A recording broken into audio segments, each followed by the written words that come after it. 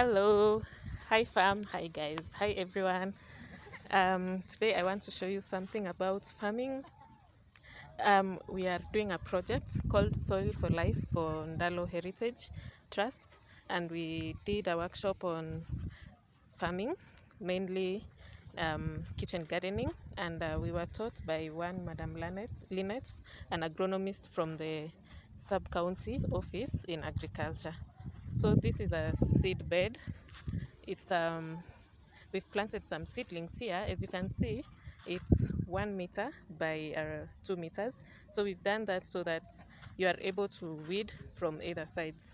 So what you basically do is that you put a hole here, and then you put the seedlings together with the manure. Then you cover the hole, and then you protect the entire surface. That is called mulching.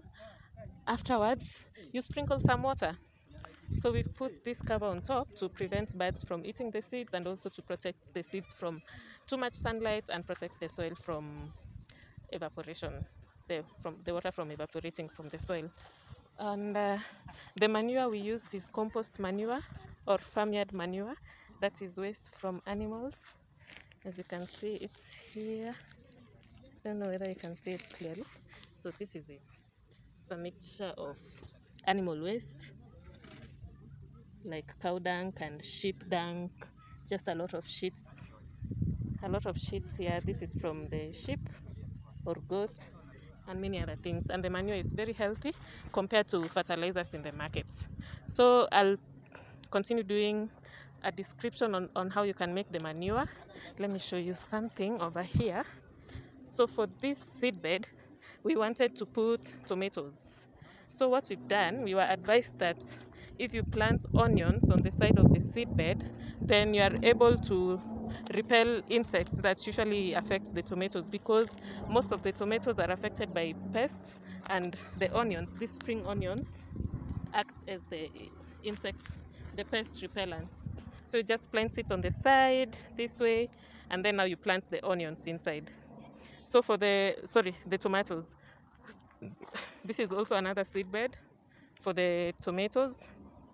As you can see, for the holes, the spaces in between one hole and the other hole is 60 centimeters by 60 centimeters. So we've done that to allow the tomatoes to grow spatially, because they usually occupy a lot of space. Compared to these are what were they? These are skuma. Compared to the skuma, the spacing is 45 centimeter by 45 centimeter. And for the ndengu, we did some ndengus over here. The spacing is 35 by 40, I guess. So we were planting 2 ndengus per hole. So you dig the hole, you put the manure, mix the manure with the soil, you put the seed, cover the seed, and then now you can water. For the ndengus, we've not yet watered. We are planning to do that. As you can see here, our skuma wiki. I don't want to dig it out, but inside there is compost manure mixed with soil, and then you put it upright. Now these are seedlings. You put it upright, and then you cover with the soil, and then compact it a little, not too much. Yeah, so we'll be back in 21 days to check on them. In the meantime, they'll continue watering and remove any dirt that is on top. I don't know, I think we'll also need to do some weeding in between. Yeah, and that's it.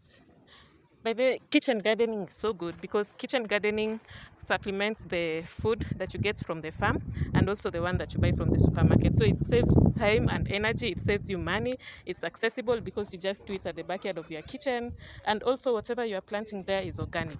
So you are sure that you are eating healthy, especially in this age and era whereby you find that in a family setting you'll have 2 or more people who are on medication, either due to diabetes, high blood pressure, kidney diseases, or many other things. So kitchen gardening is the way to go.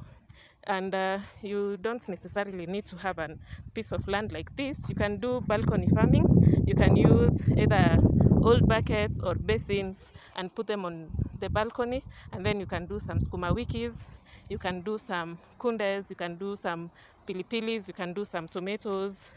Yeah, it's good to do agriculture, because agriculture is the way regardless of your profession, because when we all retire we usually go back to our home to either do farming or livestock keeping. So the earlier the better. Bye bye, and stay tuned for more videos on farming and agriculture.